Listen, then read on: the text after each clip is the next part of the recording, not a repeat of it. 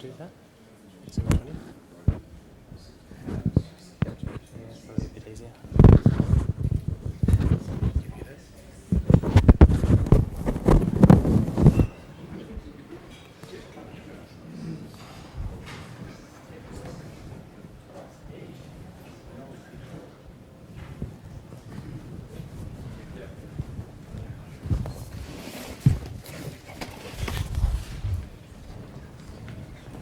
All right, all good?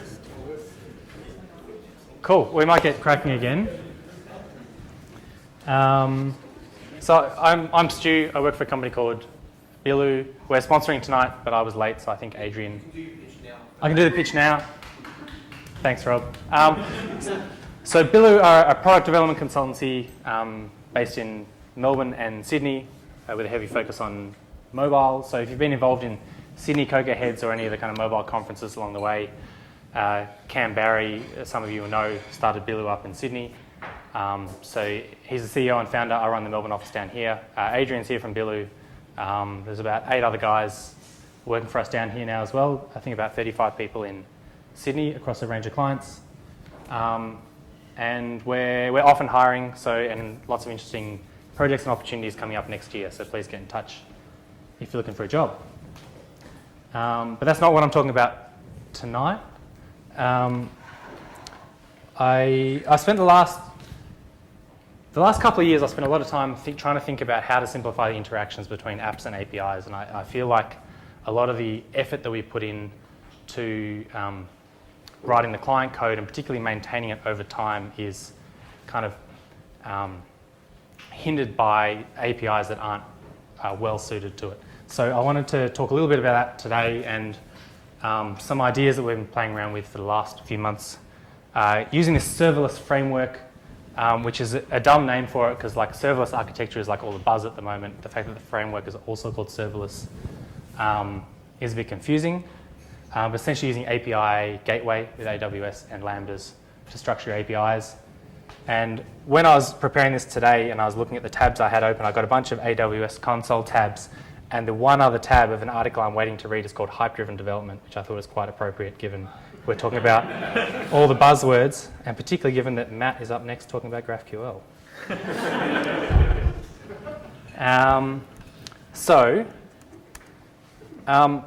Earlier in the year, I gave a talk about this stuff, but from a kind of product and business perspective at a conference called Agile Australia, which is where Telstra middle managers go to learn about Agile. And I said that I would give a technical version of it and how we actually approached it at the YOW conference, which was last week. But I had a baby in between. I ran out of time to write the talk, so I pulled out of the conference, but I'm still talking to you guys about it, even though I haven't prepared it.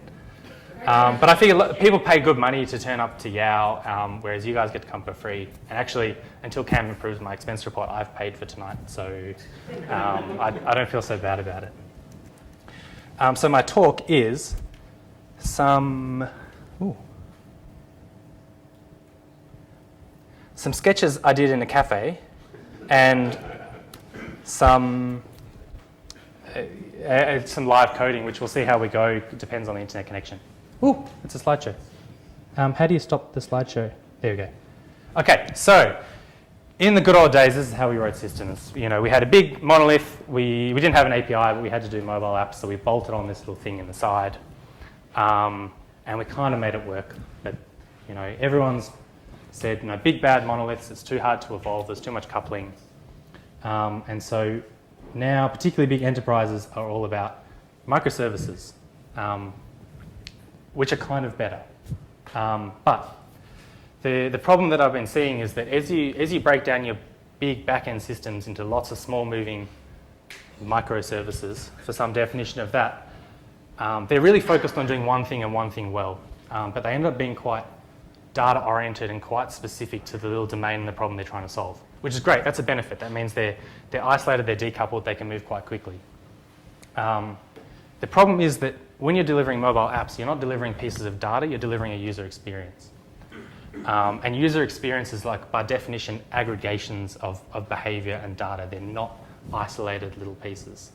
And so the problem that I've seen across a few organizations now is as you start to break up your back end into all these small moving pieces, you're forcing the kind of fastest rate of change into the apps, and it's having to deal with all these changes and all these different things. And most of these systems are written by people that don't understand how hard it is to push out app updates and to deal with that kind of long tail of versioning and maintenance over time. And so we've chatted about that a bunch with a few different companies about how we want to solve that. And I just wanted to give an example, and I thought, given that Jesse has been doing Bean Hunter for the last few years, we will... Easy target. Yeah, if you don't like their app, blame Jesse and Rob. No. Mainly Rob. And if you don't like their API, I spent like 4 hours working on their API about 5 years ago. So hopefully you're still not wearing the... That's good. That's good. But I just wanted to kind of give an example of... this is kind of based on real APIs that I've seen, but I've tried to make it about some coffee stuff. So it's a little bit more anonymous. But so imagine you're looking at they just released their top cafes for the year, which is one of the big things. You can go around and see, am I drinking coffee at the right places? And so LB2 Coffee, not far from here, great coffee place. I've only started going there this year. Excellent coffee. Focus is a cafe like way out in Bourne. If you live out in the eastern suburbs, it's one of the best cafes in Melbourne, and it's not in the CBD. It's opposite of McDonald's in Bourne, which is mostly like retired people. Yeah, the guy that runs it is awesome, and his son is now running Workshop Brothers in Queen Street, so if you like the coffee, you can go there.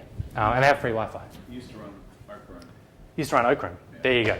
So good pedigree. And Cup of Truth, everyone knows, in the underpass.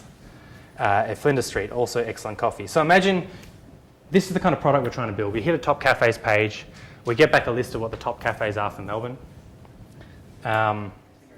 And then we want to be able to see the details of that. So we want to see some core details, the name and the title. We want to see a list of some of the top reviews, link to see like all the reviews and paginate through that if we want. And then we're kind of analysing that. We're saying, well, people that liked Focus also liked these other cafes. So there's a bunch of kind of data networking going out through that. And so that's the kind of product problem we're trying to solve. And I want to kind of give some examples of that are quite similar to APIs I've really seen in production and had to deal with, and maybe how we can try and simplify them by building better backends. So the point I got to was I did all the demos for the backend bit, and then I went to write the client to consume it at about 5 o'clock today and realised I just didn't have time. But you guys are all iOS developers, so you know how the client bit works. So basically, this fictitious API, you hit these top cafes, and what it gives you is just like a list of IDs back. I don't know why, but that's what they chose to do. Because it's micro, they didn't want too much complexity in the microservice. And then from that, we can go through each of these IDs and go and get the summary and get some core details so we can render that home screen. So you suddenly see you're already doing like 5 requests just to render that core home screen. And then once you actually like tap on a cafe and you want to go through and be able to see those core cafe details, the reviews, and the kind of recommended cafes that were like that. Very similar things because we're, people seem to like to structure their APIs by exposing their database structure to the web.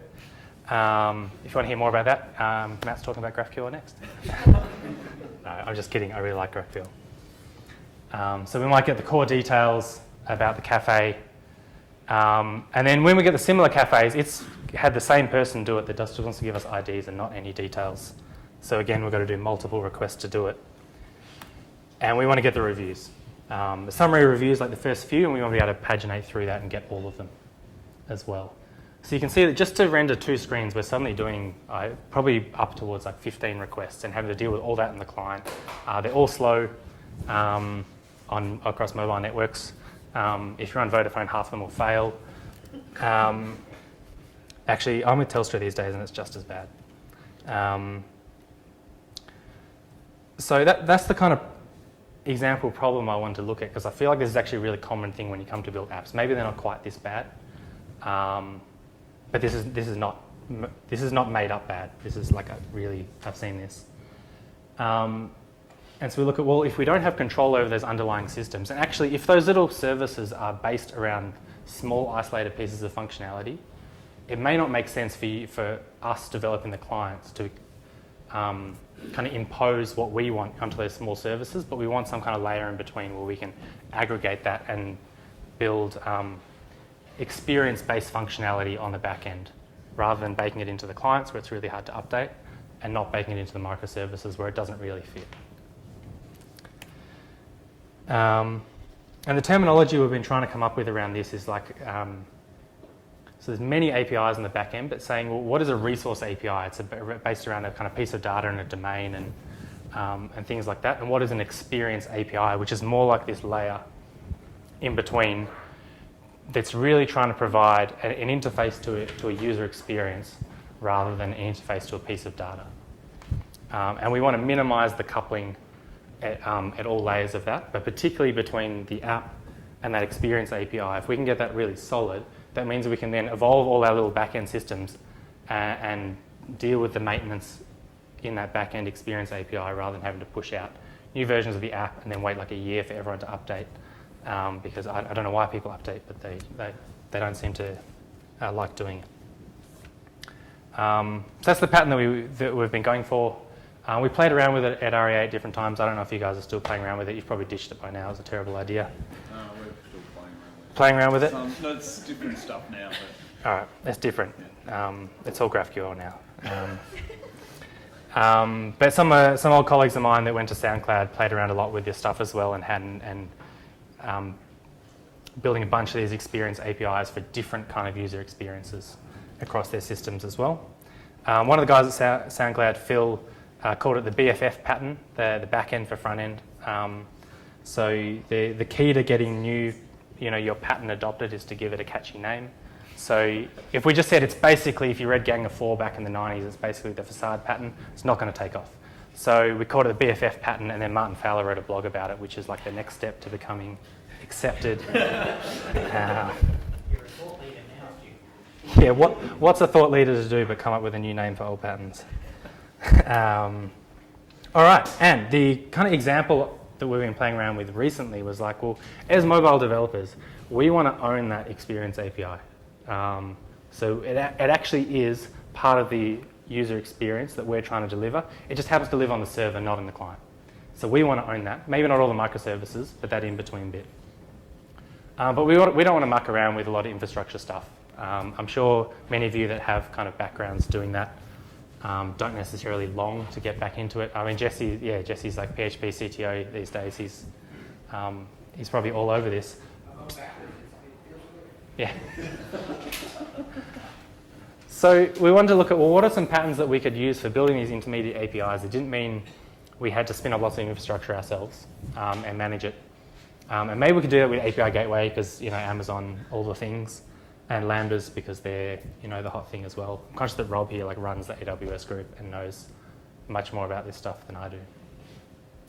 And what we kind of want to do here is aggregate requests and decorate them based on what we want in the clients. So we do less logic on the clients. So that if we need to do updates, we just push out a new version of that API and all the apps get those updates. And so these Lambdas might call through. So API Gateway has a nice functionality for doing pass-throughs and mapping requests. But it seems best suited for like one request comes in and there's one underlying request, it does some mapping. So we actually want to fan out and aggregate things in custom ways. I feel like actually calling into a Lambda where you have a bit more control over the code is a nice way of doing it. So that was the kind of motivation behind these. Like, let's build an API where we can write the code and stitch it together, but we don't have to worry about lots of the infrastructure. And let Amazon worry about that for us.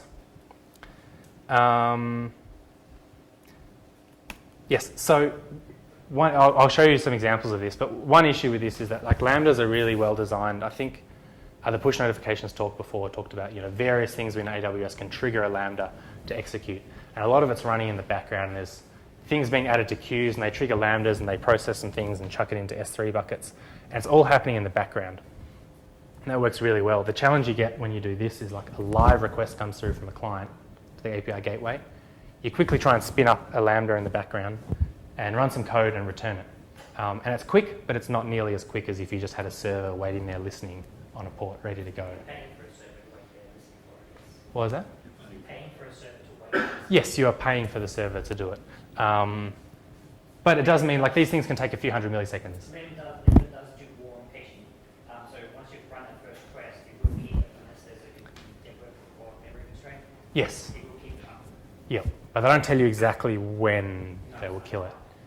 It seems to be about half, if it's not used for half an hour, it seems to disappear for me. But maybe next week, Amazon, well, maybe based on last week at reInvent, they've changed it as well. But there are some performance penalties for the flexibility. So this is the pattern that we want at the moment. What we want to be the end goal is to say, what if we could actually use lambdas how they were intended? Which is to say, what if all our back-end systems, instead of us having to call into them, they told us when stuff changed. So they said, oh, there's a new company, there's a new cafe added, there's a new review added, all those kind of things. And we just listen to them and we just process it all and pre-process it all into S3 buckets, for an example. An actual live gateway, instead of processing it on the fly, is actually just grabbing pre-processed data and fetching it up. And it sounds really inefficient because you're duplicating data and there's, you're relying on eventual consistency because it takes some time to flow through from when a change happens to when you'll actually see it. But in reality, it seems really cheap to do this, and you can write a lot of stuff to S3 buckets, and it doesn't cost very much. So I feel like this is the future state, but you then rely on all your underlying systems being able to tell you about events that you care about, and that's not an immediate change, particularly in a big enterprise. So this kind of in-between state is what we've been focusing on. API gateway allows you to move between two without having to configure anything on the client. Exactly. Yep. So we can start with this, we can move to that, and hopefully all we get is a performance improvement. One method at a time. Yeah, exactly, and you can roll it through. Does that mean that in this architecture, basically what the API gateway is accessing is just files on the disk, basically on the bucket? Yeah, and I think it's likely to always be a mixture because like not everything can be pre-processed and things like that. So, but I'd say for that, depends on your balance of read and writes. I feel like if you have data like small sets of data that don't change very often, it makes sense to kind of pre-format them and just. Yeah, because for a cafe description or for a cafe location or whatever, or even reviews that will change likely like every 5 minutes or every 10 minutes at worst. Yeah. You could totally like rewrite the file and then you're just hitting the disk and it's much faster. Yeah. It's another example is instead of hitting a pre-compiled S3, it's running to a cache, like a elastic cache or something like that. Yeah. And that's the other thing you could do. You can do kind of self-validating caches. So you basically, a request comes into the gateway and you maybe return a response from the cache, but you use that as a trigger to go and pre-process something so that the next time it comes in, it's got the next request. There's some kind of patterns for doing that. The tooling around API gateway and caching seems a bit rudimentary. In fact, all of the tooling around this gateway and Lambda stuff. Use API gateway cache. Okay. Yes, good. Much better off using an elastic cache instance and then pointing it at that or something else. That was my experience too. Most of the stuff around API gateway, all the little bells and whistles they add, seems to be slightly underbaked. But it feels like the future. So I'm like, well, if there's some rough edges now, maybe it's worth investing so that when it is ready, we're ready to go. So maybe try it out on some non-critical systems. And the part is when this becomes legacy code and whatever the next part is, you just change the API gateway according to the new stuff. Yeah. The client has no difference. Exactly. And so I've been playing around with that for the last month or two with one of these systems running and moving stuff around on the back end and changing how we do things. And the app has just been quietly moving along the whole time and doesn't really know any different. So that's the end of my handwritten notes from a cafe. That's kind of what I thought, that's what I'm going to talk about. So let's have a look at an example. So in terms of poking around the AWS console and doing it all, I feel like you're probably better off doing that in your own time. Please sign in. Let's do that later. What this serverless framework basically does is lets you write a YAML file which says, here's the endpoints in my API gateway and here's the bits of JavaScript that I want to execute based on certain events, HTTP events coming to the gateway or changes to S3 buckets or other kind of streams and queues on the back end. So it enables this really nice little way we just say like, let's configure the integrations here and let's just have some little snippets of JavaScript and we'll upload the bits of JavaScript to be lambdas, and then we'll upload this kind of YAML file. It kind of pre-compiles down to CloudFormation under the hood. But it's trying to hide a bit of that complexity around what's going on. It could also be Java code or Python code, or C# as of last week. Yeah, it could be C# as of last week. You can kind of shell out to Go and run Go on the lambdas. PHP too, which I'm very happy about. Swift? No, I don't think. Yes, you Can you shell out and run Swift? Yeah, I feel like let's just wait for it to be supported. It won't be. Just use IBM. So you can run any language really, as long as you can compile the binary. Yeah. On the Amazon Linux AMI, and then you just bundle it in your code. So yes, you can run backend Swift inside that. I've done that before. Okay. How many years have you been doing? I was going to say, yeah, this is my previous CocoaHeads presentations from 2010 through to now. If you want a quick summary, we can. How much time have you got? All right, so it's basically an npm thing that you install here. Is it going to let me zoom? So you just npm install serverless. It will install 3,000 other JavaScript dependencies.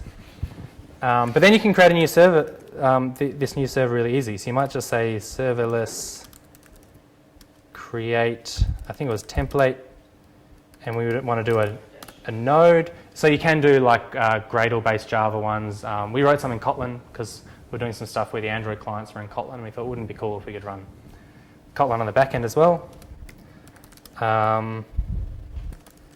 Let's just call this live demo. We'll give it a path. It can be live demo as well. That's probably a little bit hard to read, isn't it? Let's.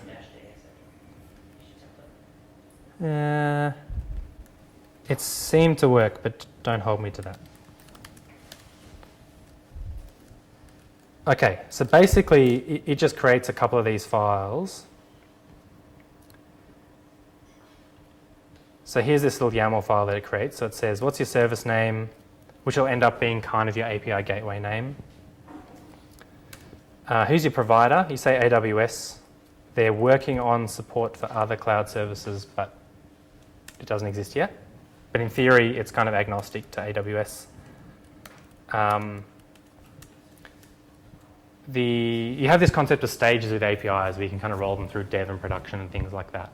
So you can kind of roll them out. They'll have different versions. But we're just going to say, let's just use something called dev, and we'll deploy to that. And we're going to do it to Sydney. Is it Southeast Dash 2 or Southeast 2?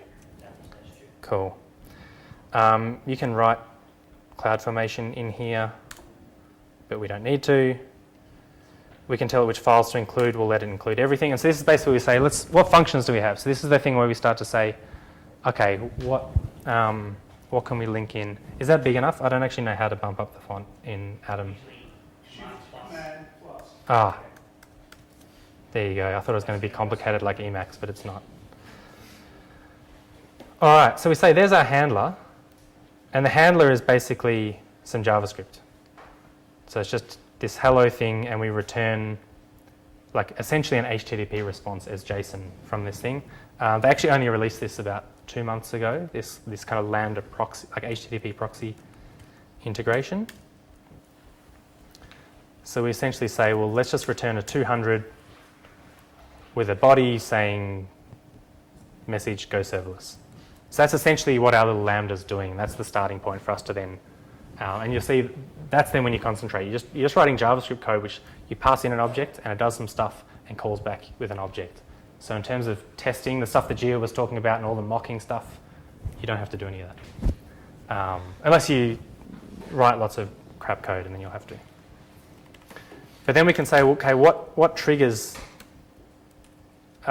this little bit of JavaScript? So that's where we say, let's have an HTTP trigger, which means API gateway in this sense. And we'll say, let's say the path is hello, the method is get. And you can see there's other examples here where you could have it triggered by an update to an S3 bucket. You could have it just scheduled to run every 10 minutes. That uses CloudWatch alarms under the hood, CloudWatch triggers under the hood. Yep. To do it, you can do it in SNS, you can do it on streams, various other things. But for now, we're doing this for an API, so we're going to say it's a get.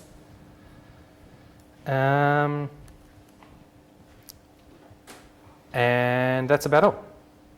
So let's see. I won't have my AWS stuff set up, so let's see if we can do it here. We just say serverless deploy. This is the scary bit. Connection aborted, something. I don't reckon we've got good. Do we have outside internet, Jesse? Yeah. Yep, we should. Oh, maybe. Should, yeah. Should. Try pinging something, see what happens.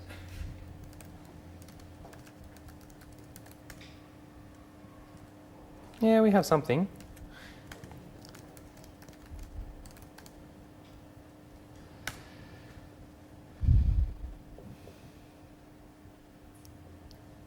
If this doesn't work, I have some prepared ones, don't worry, that aren't sketched in a notebook.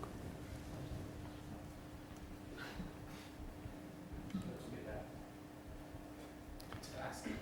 It's really fast. Yeah, there's lightning. Is going out, creating member functions, communicating with them, and then creating an API gateway. Yeah, so what I'll explain what it's doing because it looks like I don't have a good connection. It essentially zips up your JavaScript files and uploads them as lambdas, and then it generates a CloudFormation template to set up the API gateway with all the triggers through to the lambdas.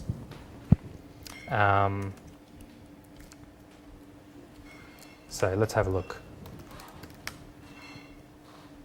Yeah, let's use Bilu's account. So I think API gateway can be quite expensive in terms of like really if you no, not very. So unless you're doing lots of traffic, it's not too bad. Yeah. Cool. All right, so we might do, this might be a pre-configure one. There you go, there's our kind of hello thing. So if we're doing click ops, we could just go through here and set it all up. What was that?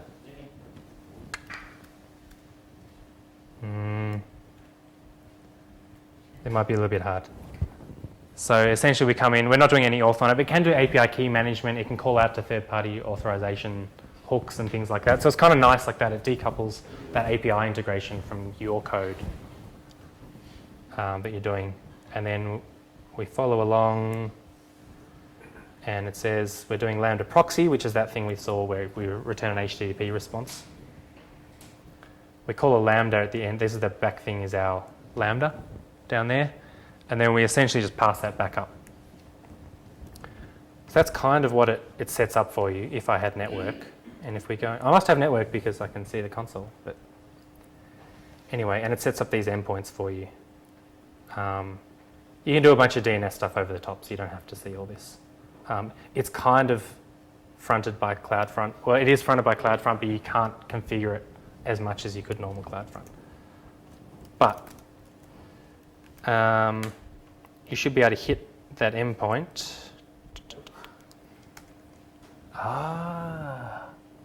There's this awesome little app that you use when you're tethering that blocks certain apps from using the network. This reminds me of the last CocoaHeads talk I gave where I was testing push notifications. I didn't receive any because I was in airplane mode. So if we turn that off, we will actually have network from the terminal again. Woohoo! So maybe if we pipe that through JQ, it'll look more like JSON. There we go. So that's our little message. And so then if you actually want to build out, say, these kind of aggregations, we're dealing with all these crummy little API endpoints with small bits of data. It's really chatty all over the place. There's no linking between things. It's all kind of hard-coded URL paths. We can actually just write a bunch of these little lambdas to do all that for us and upload it. And it's essentially the process I've just shown you where you just say serverless deploy, and maybe that'll work now. But it will take a few minutes. So creating the stack, in the background, if you look on the file system, you can see all the CloudFormation. And it'll go and do all that. So while that's running, if you actually want to do that to try and simplify the API that we were talking about before, we have about 5 or 6 endpoints, a bunch of different things. I thought, what if I just sat down for an hour and wrote like, just hacked it out in JavaScript. I'm not a JavaScript developer, but I managed to get it working with, I opened about 30 tabs on how to do JavaScript promises because I've forgotten. And basically got a... No, not that. That looks way too simple. All right, here's my hacky JavaScript. And it basically says, well, given that we're just getting a bunch of cafes and then we have to go and get the details of them, if you look at all the data, it's actually not very much. So let's just, in the background, let's just go and get all that data. And so when you get the top cafes, instead of giving you some IDs and making you go through this whole process, it just does all that, gives you all the information you need in one go. So we essentially go through, you know, we can get the cafe details, we can get the reviews, we can get those recommended similar ones, and map all those requests together. That's probably not how you're meant to do it in JavaScript, but it works because it's got that kind of language. That's the story of JavaScript, right? They're like, it's not meant to be working, but it's just working. So that'll do. And so we just map over a bunch of these. And once it's all kind of in memory, it's all running in the same AWS region. It's super fast, much faster than going over the mobile network every time. So in terms of that, if we just, SLS is just a shortcut for serverless. Let's look at this one. So basically when you deploy it, it tells you here's all the endpoints. And so literally in an hour of hacking together JavaScript based on Stack Overflow and deploying it to Lambda, we have an endpoint here that goes and does everything we want, and instead of returning us an array of IDs and making us go and do a bunch of requests, returns us all the details for the cafes we need. It looks like a bunch of data, but when you actually gzip that, it's jack all. And it's cacheable at that point. We're not that concerned about the timeliness of some of this stuff. So yeah, based on a screen of JavaScript essentially and deploying it like that. And once it's live, it's rock solid. We've been running some of this stuff in production for the last few weeks. Apart from the occasional timeout, because the Lambdas can take it once they've completely gone to sleep and they spin up again, can be a bit slow. We haven't really had any other issues with running this stuff in production. And I think that's a nice fit for mobile developers. So we write small bits of code, which pretend we don't care about the infrastructure. And we can actually make kind of really big changes to the way we write apps and the flexibility of that with some pretty simple tools. So that's kind of how it all works. I was going to show you how much client code you can delete, but I ran out of time to do the client bit. Yeah, so that's an Experience API written in API Gateway and Lambda, and I'll upload it so you guys can have a look at it online as well. So yeah, I hope that's useful. I know it's not iOS, it's not Swift, but I think it's uniquely suited to the work we do as mobile developers. Yeah, thanks.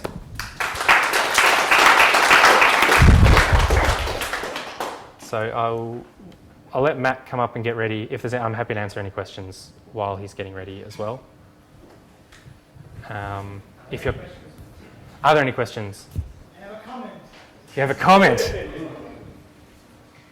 I think that it's just super cool that we can now do this sort of like a BFF-y stuff. I like the way you say it. Because it's just very hard to sort of pigeonhole ourselves as mobile developers and forget about what the web is. Audrey, who was here and she's left, said like, hey, well, do you know what the web is as a mobile developer? Some developers that I work with don't really know, HTTP and the verbs and the action and the codes. And it's very important to know that, because otherwise, like you just half of the stuff that you're working with. That's good. So if we can get our hands dirty with a lower value, well, the AWS console is kind of very But anyway, without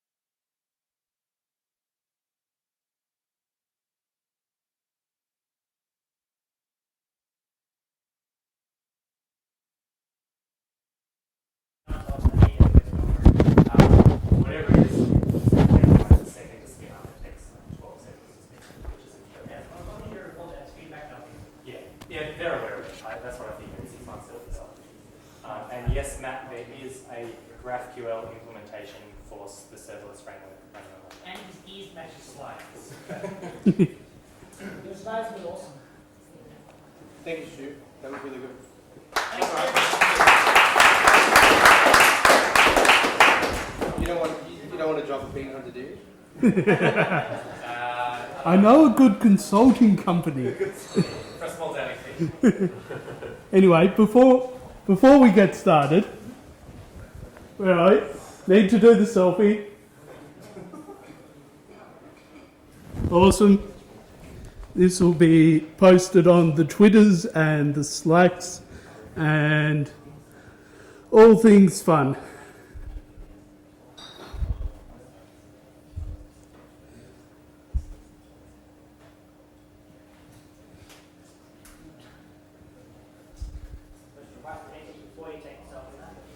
Sorry? Yeah, maybe. Speaking from experience. all about efficiency. Yeah, but efficiency, maybe they're not the same thing. Where's your maid outfit, Matt? Where's my maid outfit? I couldn't find one. All right, Matt. I got your tweet. Let's go. Cool. Okay, posted on the Slack as well. Work Slack. Okay. Okay, GraphQL. Before we get stuck into this, hi everyone, I am Matt, for those that do not know me, as... We're all here because we know you, Matt. We're all here because we know you. Thank you. Just for you, Matt. Get on with it. Yeah. Get on with it. I can't make a joke about someone calling me Kawaii Neko-chan now. Oh well. Yeah. Okay, GraphQL. So Stu just was up here mentioning about how you sort of do this RESTful API type thing, and it's kind of good and you can do this kind of nice stuff with it, but realistically I'm here to tell you that there is a better way. If you do though have a whole heap of static data, as is the case with iFlix, REST is awesome. iFlix is awesome. For those that don't know, I work for iFlix along with Joe. We make internet streaming great again. It is a lot of fun. So, これは何ですか? Very good. Thank you, thank you. You did a dead joke in Japanese. I'm very proud of you. Can we keep going now? I cannot actually take credit for this joke. A friend of mine, Tim, who works for Realm, used this joke, and I thought, hey, I need to sneak some Japanese in here, so it's kind of good. So, on to the actual presentation. And people from Sydney are watching live, or actually people from America maybe are watching live, but oh well.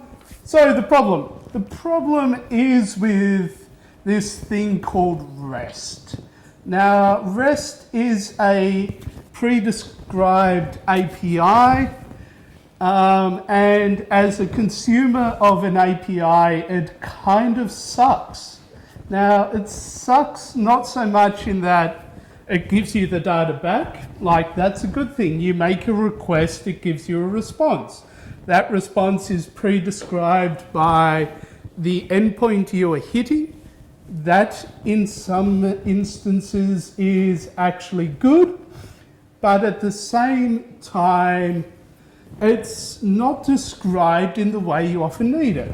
So, when working on a client side or a user interface side of a product, such as what happens when you are an iOS developer, you often need your data to be formatted in a particular way that isn't what is described by the API. The API is often described by your back-end guys.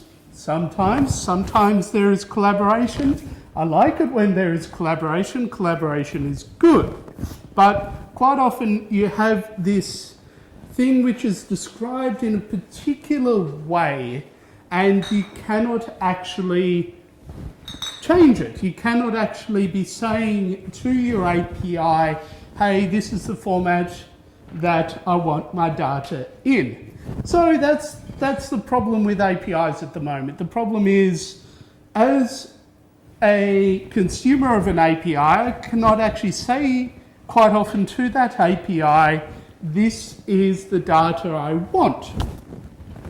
Now, thankfully, there is a solution. This solution, thanks Joe, is called GRAPHQL. This solution has been around for a while, in that Facebook in their app they have been using GRAPHQL as part of their technology stack in order to retrieve a pre-described set of data in an efficient way. Now, GRAPHQL, well, Facebook open sourced GRAPHQL quite, I think about a year or so ago. Not too sure on the history of when it was open source, but it was open source. Before that, they've been using it in their iOS and Android apps in order to describe from the client side, this is the particular type of data that we need in order to render our view. So what I'm getting at is that we're moving from this realm of the backend API dictating this is all of the data we know about, these are the objects that exist in the database, to this idea of a client saying, well, in order to present the information on the view, I need just this little bit of information. And this is actually quite a powerful thing.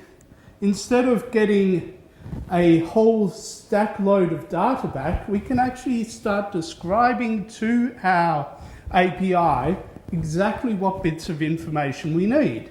If you're describing someone's personal details but you want to leave out their address, you just say to the API, hey, don't give me the address.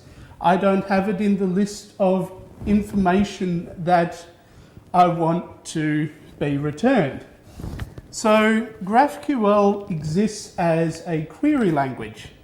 And what I'm going to spend this initial bit of time talking about is how we create these particular queries and what it is that the responses look like. So let's start with some basic queries.